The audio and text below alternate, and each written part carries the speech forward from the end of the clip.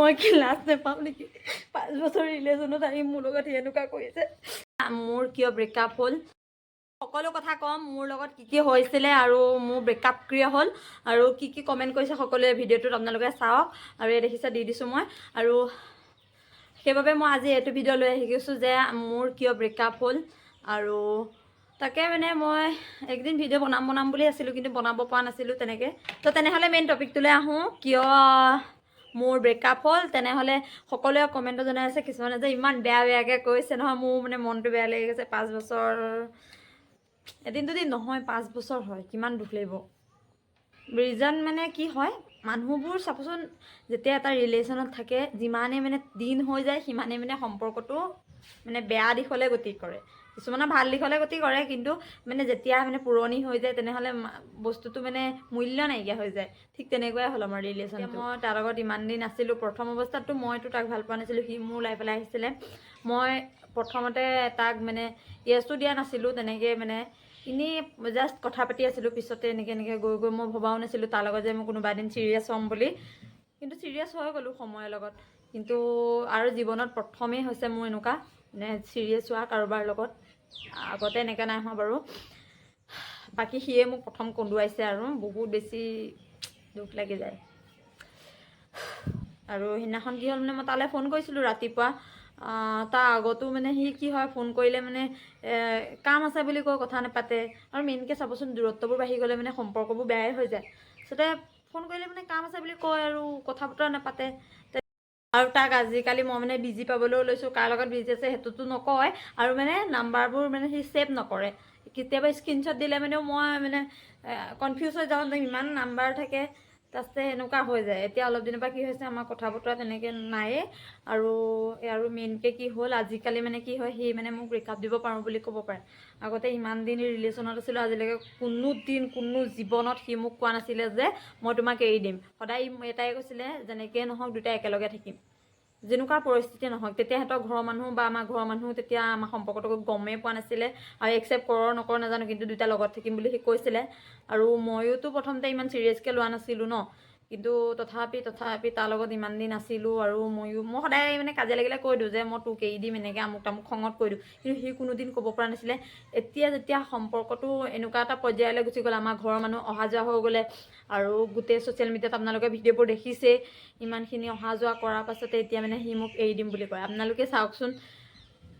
মানুহ মানে এনেকৈ সলনি হ'ব পাৰেনে বাৰু সময় হৈ যোৱাৰ লগে লগে মই মানে আচৰিত হৈ গৈছোঁ ইমান সলনি কোনোদিন হোৱা নাছিলে সি মোক এটাই কৈছিলে মই কোনোদিন তোমাক এৰিব নোৱাৰোঁ আৰু সেই কথাষাৰ ক'বও নোৱাৰোঁ এতিয়া মই এটাই কুৱেশ্যন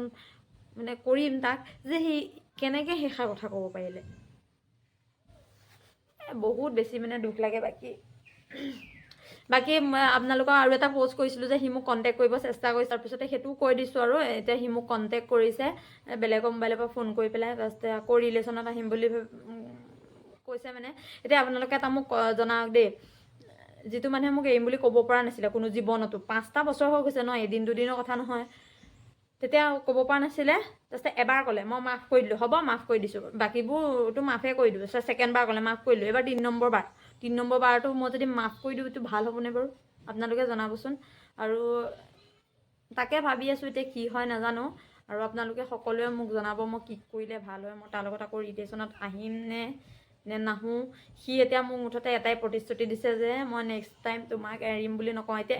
তাৰ কি মানে আছে আজি যে মোক এনেকৈ ক'লে আকৌ কাইলৈ বিয়া পতাৰ পাছত সি মোক এৰি নিদিব তাৰ কিবা মানে আছে নাই আজি এৰিম বুলি ক'ব পাৰিছে কাইলৈ এৰি দিব পাৰিব ন আৰু মেইনকৈ আজিকালি মানে বহুত ডাঙৰ কথা কিছুমান কয় যিবোৰ কথা মই হয়তো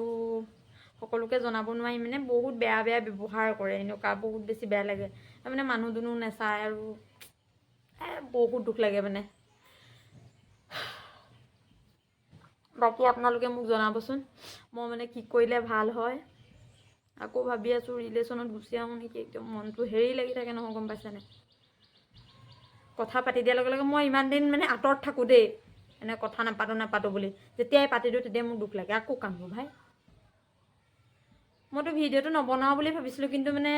বনাই দিছোঁ কাৰণ বহুতে মানে মোক এতিয়া ডাইৰেক্টকৈ কিছুমান মানুহ মানে মোক লগ পাই পেলাই সুধি আছে তোমালোকৰ ৰিলেশ্যনটো সঁচাকৈ ব্ৰেকআপ হ'ল নে নাই হোৱা তো সেইটোৰ পৰা মানে মই বোলো ধুনীয়াকৈ ভিডিঅ' এটা বনাম সেইটো ভিডিঅ'ত সকলোকে জনাই দিম আচলতে কি হৈছে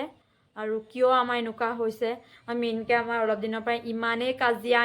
কাজিয়া, কোনো কাৰো লগত কথা পাতিব নোৱাৰে। সি ফোন কৰিলে মানে ইমানেই কাজিয়া হয়, সৰু সৰু কথাকে ধৰি থাকে একদম। বাকী সি মোক লগ কৰিব মাতি আছে, তাকে এইকেইদিন চাই লওঁ কি হয়। যদি পাৰোঁ তেনেহ'লে লগ কৰি ছল্ভ কৰিম। আপোনালোকে মোক কমেণ্টত জনাবচোন মই এইটো লগ কৰিলে ভাল হ'বনে নহয়, ছল্ভ কৰিলে ভাল হ'বনে নহয়। এইটো এটা কথা মই জীৱনত মানে একদম ভালকৈ ৰিয়েলাইজ কৰিছোঁ, মানুহক কেতিয়াও বিশ্বাস কৰিব নালাগে। মানুহৰ কথাবোৰ ইমানেই মিছা নহয়,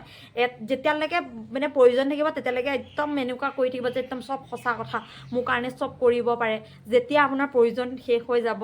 তেতিয়া সেই এনেকৈ দলি মাৰি পেলাই দিব, যা তই থাকিলেও থাকিবি নাথাকিলেও নাই মোৰ লাইফত, এনেকুৱা কৰি দিয়ে। সেইটোপা মানুহক জীৱনত কেতিয়াও বিশ্বাস কৰিব নালাগে, সদায় নিজৰ ওপৰত বিশ্বাস ৰাখিব লাগে। এই বস্তুটোৱে মোক মানে ভালকৈ শিকাই দিছে। মই কি লাজ নাপাওঁ নেকি? 5 বছৰ ৰিলেশ্যনত আহি মোৰ লগত এনেকুৱা কৰিছে। ইও এদিন পাব, কষ্ট বহুত বেছি পাব, চাব। চব কথা কেমেৰাত ক'ব পৰা নাযায়ও, কিছুমান কথা মানুহ হৃদয়তে থাকি যায় আৰু কাকো ক'বও পৰা নাযায়। ইমান বেছি দুখ লাগে যেতিয়া সি মোক বেয়াকৈ কয়। ভিডিঅ' বনাই আছোঁ দেখি বহুত দেৰিৰ পৰা কণ্ট্ৰল কৰি আছোঁ, সঁচা কথা কৈছোঁ। মই তাৰ কথা ভাবিলে বহুত বেছি দুখ লাগে। এনেকুৱা লগৰ মই কিয় লৈছে এনেকুৱা কৰিলোঁ। না মই ৰিলেশ্যনত আহিলোঁ হ'লে, না মই এনেকুৱা হ'লে মোৰ গোটেই একো এটা কামত আজিকালি মন বহাবও নোৱাৰোঁ।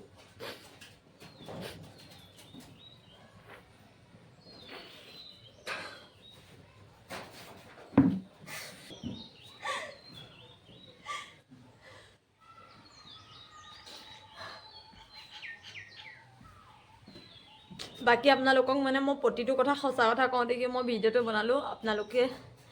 মোক ভাল ডিচিশ্যন এটা দিব বুলি আশা থাকিলে, আৰু সকলোৱে যে বেয়া কমেণ্ট নকৰে, বহুত বেছি দুখ পাওঁ ন, এনেও এফালৰ পৰা কষ্ট পাই আছোঁ, আৰু বেয়া কমেণ্ট নকৰিব, ইমানে কথা। আৰু মেইনকৈ মোক ডাইৰেক্ট যদি লগ পায় তেনেহ'লে কোনো মোক নুসুধিব, কাৰণ মোৰ বহুত বেছি বেয়া লাগে মানুহৰ আগত ক'বলৈ। কিন্তু মই আপোনালোকৰ আগত কৈছোঁ ভিডিঅ'ৰ আগত, কাৰণ প্ৰতিটো কথা শ্বেয়াৰ কৰোঁ। কিন্তু ডাইৰেক্ট কিছুমান মানুহে ইমান বেয়াকৈ কৈ দিয়ে, বহুত বেছি দুখ লাগে। ছোৱালীবিলাকক এটাই কথা ক'ম, তোমালোকে কাকো ইমান বেছি বিশ্বাস নকৰিবা, সদায় নিজৰ ওপৰত বিশ্বাস ৰাখিবা। মোৰ দৰে নহ'লে হ'বা, 5 বছৰ ভাল পাইছা, বিয়া পাতিছা, সেইটো বেলেগ কথা। কিন্তু ইমান দিন ৰিলেশ্যনত থাকিলে ৰিলেশ্যন বেয়া হৈ যায়, সঁচা। এইটো মোৰ নিজৰ এক্সপিৰিয়েঞ্চৰ পৰা কৈছোঁ। সেইটোপা ভাল পাইছা ডাইৰেক্ট বিয়া পাতি দিবা, নহ'লে এইবোৰ লিলিমাই কাৰোবাৰ কৰি নাথাকিবা। মোৰ এনেকুৱা হৈ গ'লে এতিয়া।